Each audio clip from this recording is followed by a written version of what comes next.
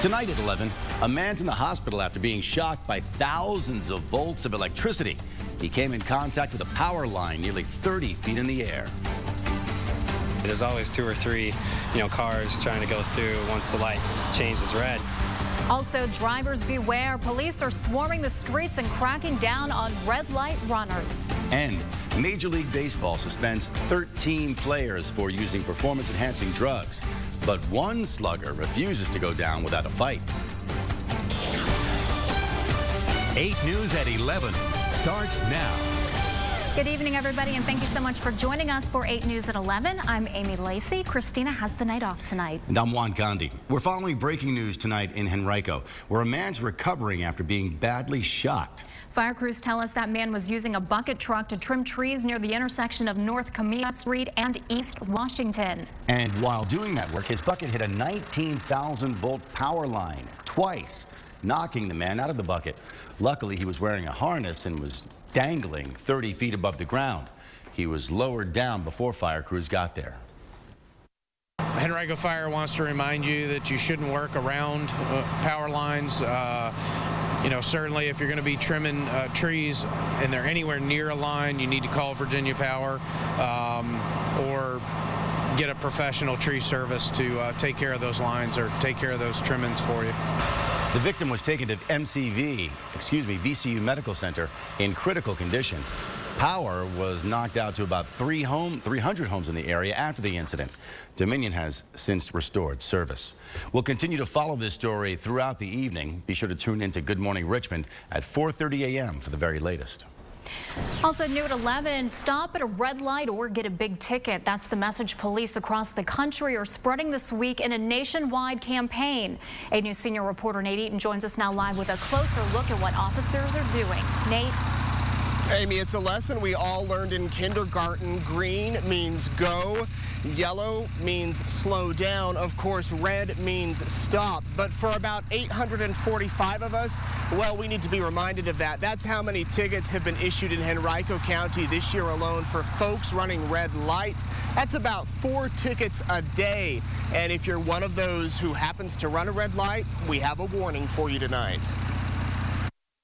There's always 2 or 3, cars trying to go through once the light changes red. Jesse Carman lives in Short Pump, just steps away from Henrico's 3 most dangerous intersections. The traffic's crazy. He's seen drivers run red lights on Broad Street, and this afternoon, we did too. And we have one that just ran the red light. We watched, and almost every time the light turned red, somebody drove through it, whether it was at Pump Road, Brook River Drive, or John Rolfe Parkway.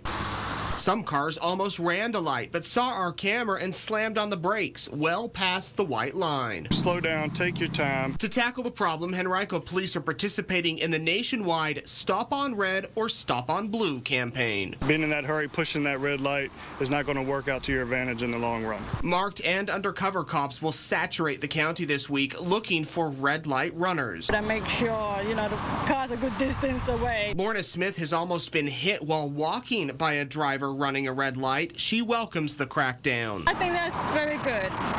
Yeah, make other drivers aware that, someone's there watching. Jesse agrees and says it not only serves as a reminder to other drivers, but to him as well. I'm sure I've been there once or twice before, so I'm going to start watching out for it myself. You mean running the red lights yourself? Yeah, not too far back, but probably pretty close.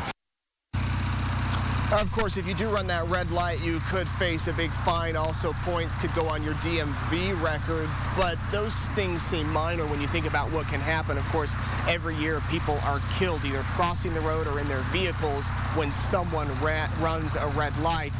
Not worth it when you think about saving just a few seconds. Reporting live tonight, I'm Nate Eaton, 8 News. Thank you, Nate. And I have some other information about that. The U.S. Department of Transportation says 96% of drivers are afraid someone will run a red light and hit them while crossing an intersection.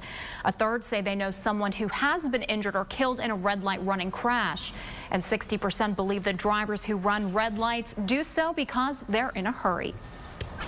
New at 11, 2 people accused of setting fires on the Eastern Shore were indicted today on dozens of charges. Charles Smith is facing 67 counts of arson and 1 count of conspiracy. Tanya Bundick indicted on 2 counts of arson. According to a search warrant, Smith admitted they set 52 fires. In all, 77 buildings on the Eastern Shore burned down in a 5-month period. This Virginia Beach man will spend the next 32 years behind bars for killing his 14-month-old daughter.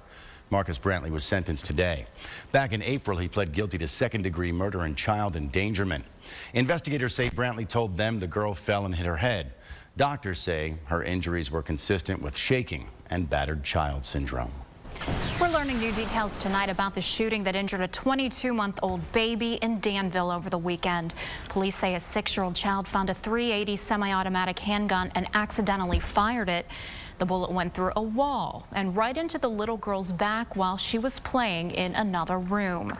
Parents who live near that home are shocked that something like this could happen. It's just sad to hear. We got to do a better job as parents. What's it make me feel? Sad. It really does. Because that 6-year-old's got to think about that for the rest of his life. The gun owner could be facing a Class 3 misdemeanor. The girl was taken to a Roanoke hospital where she underwent surgery and is now awake and in stable condition. A former assistant attorney general has filed a lawsuit against Ken Cuccinelli. Samantha Vanderpool claims she was fired after being accused of posting comments about the attorney general on the Washington Post's website. Vanderpool says the firing is in violation of her First Amendment rights. Cuccinelli's office has not commented. The last 7 months has been a nightmare. It's been, probably the worst time of my life, for sure. That's Alex Rodriguez speaking out for the very first time since being suspended for using steroids. The league suspended the Yankee for 211 games. 12 other players received 50-game suspensions. ABC's Devin Dwyer has the latest. Facing the fight of his career, Alex Rodriguez is keeping his eye on the ball. The embattled Yankees third baseman made his season debut after a hip injury, just as the league takes a crack at his record on drugs. The last 7 months has been a nightmare. It's been, probably the worst time of my life, for sure. That nightmare for A-Rod could last a bit longer. Baseball's commissioner wants him banned for 211 games for using numerous forms of performance-enhancing substances and for attempting to cover up his violations. I did take a banned substance. A-Rod has admitted to using PEDs in the past, but has never failed a drug test. He vows to vigorously appeal the decision. What we've always fought for is for the process, and I think we have that. And at some point, we'll sit in front of an arbiter and give our case. Baseball's doping crackdown hit a dozen other sluggers, including Texas Rangers all-star Nelson Cruz. Like A-Rod, all have ties to Florida's now defunct Biogenesis Clinic. But unlike the Yankee star, the other 13 players who saw the evidence against them said they couldn't beat this, and they actually took the suspension rather than fight it. For A-Rod, it's a battle to save a multi-million-dollar contract and his legacy. Baseball says A-Rod can continue to play with the Yankees while his appeal is pending. That process could take to December. Devin Dwyer, ABC News, Yankee Stadium, New York. And so far, a quiet night here in Central Virginia. Taking a live look outside. You tell us, though, John, things are about to change. Yeah, we're going to see a little more humidity, which is going to bring the risk of rainfall in here. And even tonight, as we take a look from the Virginia War Memorial, there is a little bit more in the way of cloudiness here across the area beginning to move in, and even a few light showers beginning to show up in a few spots. Now, it's 70 degrees outside for us right now, 67 degrees in Charlottesville. We still have enough breaks in the clouds to allow us to head down to, let's say, around 64 or 65 to start your day off tomorrow morning. Charlottesville, obviously, a little bit cooler. So everybody's going to drop by another 6 degrees or so. Tomorrow morning when you head off to work, a few sprinkles could be possible across the area. Temperatures will generally be in the middle 60s for the early morning risers, back to around 70 at 9 a.m. and coming back tomorrow and then the next couple of days. Well, the mugginess will be back for us here in Central Virginia. All right, thank you, John. The 8 News Street Squad is getting results. After our story about the corner at 21st and Marshall Streets aired last month, the city's been taking action. And 8 News reporter Josh Landon has details. It's a story 8 News first told you about in late July. Residents who live here near the intersection of 21st and Marshall say too many drivers failed to yield before making a turn. Police say since 2005, 8 crashes have been reported in this general area. In some cases, police believe drivers may have run into parked vehicles and kept going. We took these concerns to the city, and now something is being done. The city is planning to adjust their no turn on red signs to make them more visible for drivers, and the city is also planning to add yield signs for when turning on a green light. So that, people will know exactly what they need to do at that intersection to keep it safe. An engineer for the city's transportation division completed a study and found making changes with the traffic signs should help solve the problem. He determined that it's such a large intersection and it has a kind of a strange shape to it. It's not straight. There's a curve right in the middle of the intersection. So he thought it would be prudent, in order to make it more safe, to install some additional signage and to make some of the other signs more visible. The new signage additions and changes are expected to be made within the next couple of weeks. In Richmond, Josh Landon, 8 News. Now, if there's a dangerous intersection or other problem in your neighborhood, we want to know about it. You can send your concerns, video if you have it, to Street Squad at WRIC.com. Dozens of communities taking back the night against crime. Tomorrow, events will be held around Central Virginia to celebrate the 30th anniversary of National Night Out. Governor Bob McDonnell will be at events in Chesterfield, Henrico, as well as Hopewell. For more information, you can go to our website, WRIC.com. Still ahead tonight, honesty is the best policy. And a woman's learning that the hard way after police say she lied to get out of a speeding ticket. And a car barrel rolls into a gas station and it's all caught on camera. But just when you think it's all over, you won't believe what the driver does next. We'll walk you through it when Juan and I come back. Stay with us.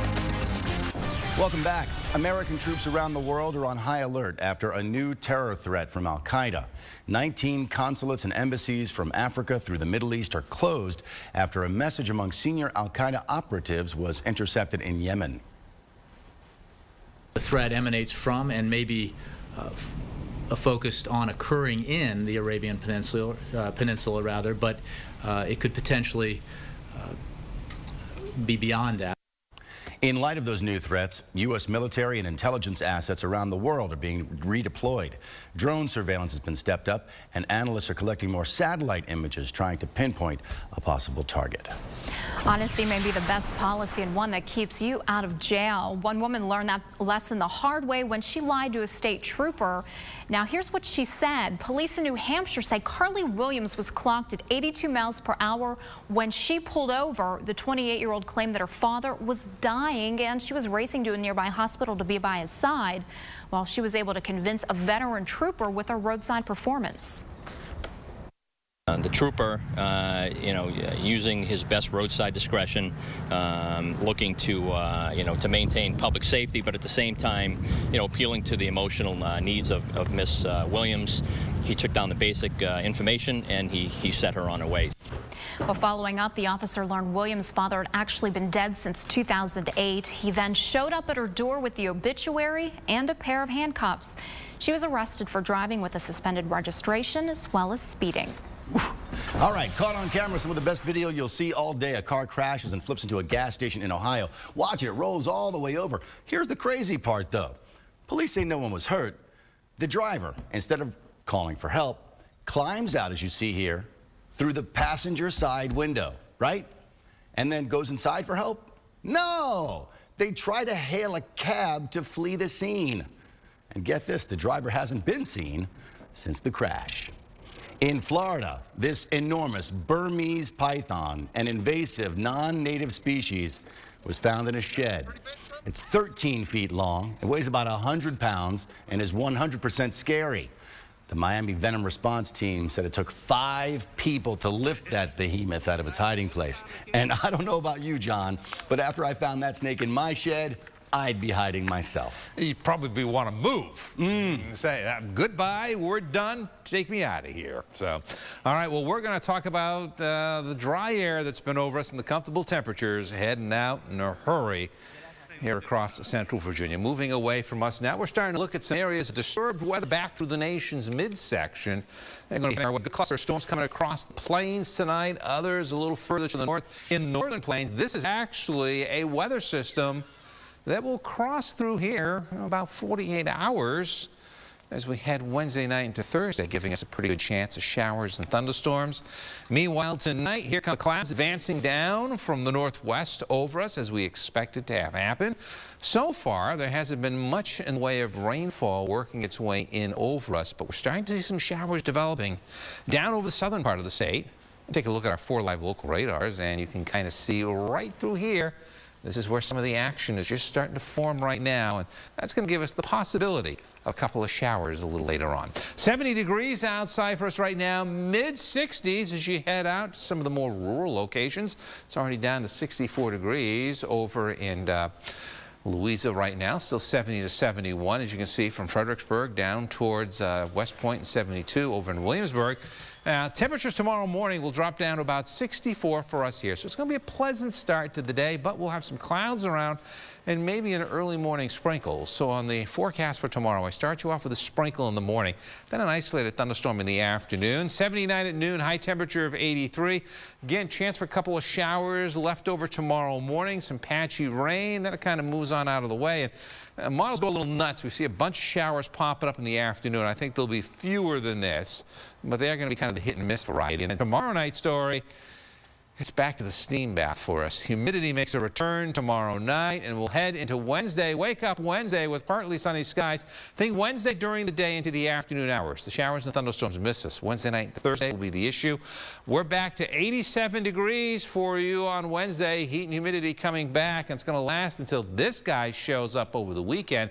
This is Saturday morning. That's going to be a pretty good cold front that will give us another break from the heat and humidity for the second half of the weekend. But until then, a little stickier and a little warmer with a few showers and thunderstorms around, especially Wednesday into Thursday, and then late Friday and again on Saturday. Thanks, John. We have an update now on a Mechanicsville girls' summer project to help restock school libraries destroyed by the Moore, Oklahoma tornadoes.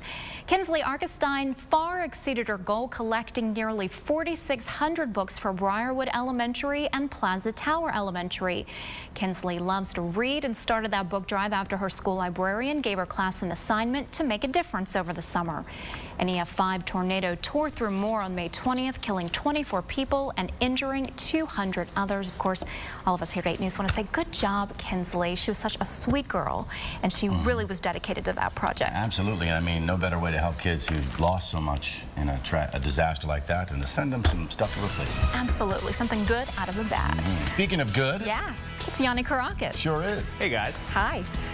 Well, college football season is upon us with teams from around the state taking the practice field for the first time today. Optimism is high, expectations through the roof, and every program is eyeing a bowl bid or a playoff berth. Let's start in Charlottesville, where the Cavaliers are hoping to regain their swagger from 2011 and not their disappointment from 2012. Mike London is now in his 4th year and has all his recruits in the system. He's hoping his guys build off a strong spring season and move forward to their opener against BYU. These first couple practices we're going to see, how far away we are from that last practice, the 15th practice, to see how much recall we have from that last practice. And then based on that, then, we'll try to progress as much as we can, because before you know it, BYU will be at Scott Stadium. Danny Rocco and the defending CAA champion Richmond Spiders practice at Robins Stadium for the first time today, feeling emboldened by their turnaround season a year ago. And now Rocco's message is even more clear to his players after a winning season. We are defending conference champions, and that is a totally different storyline than how I addressed the team a year ago. So I'm expecting this football team here to start much in advance. Down 64 in Williamsburg, it was media day for William and Mary. During his 34 years at the helm, head coach Jimmy Laycock hasn't had very many losing seasons, but last year's 2-9 mark would qualify as just that. Laycock has forgotten more football games than you or I will ever remember, and well, he's ready to move on. I've forgotten pretty much about it.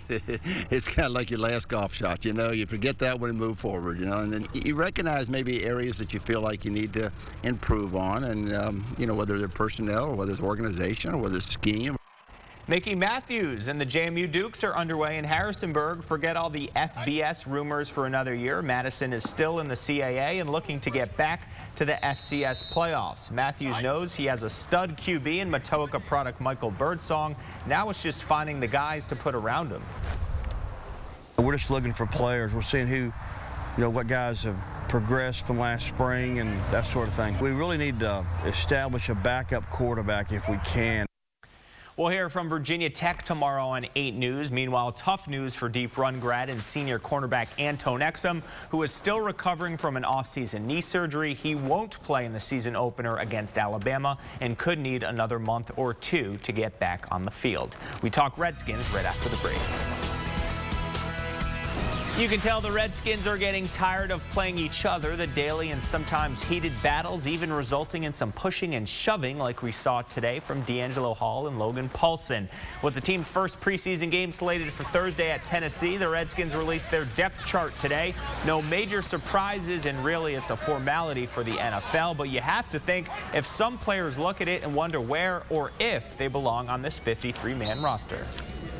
Every day you're fighting for a job. Any day it can change, any second it can change. So any moment you're fighting for a job, and yeah, guys pay attention to it, and you pay attention to your reps that you're getting out there. You always pay attention to the depth chart. I mean, it's always, like I said, we have a lot of competition. We just have to believe. You know, last year coming out, I made my share of mistakes. You know, I had my stuff like, man, I'm going home. But I was like, I'm going to give it my all. As long as I can leave it all on the field and look myself in the mirror at night, I'm fine. Whatever happens, happens. And finally, Tuckahoe Little League wins 13-3. They play in the regional semifinals on ESPN Wednesday. We're back after this.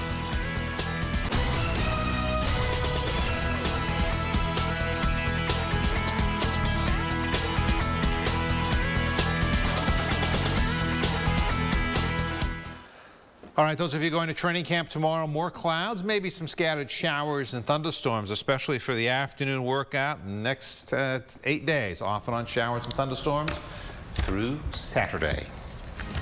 Thanks for joining us tonight. I'm Amy Lacey. I'm Juan Condi. Join us again tomorrow night and sleep tight.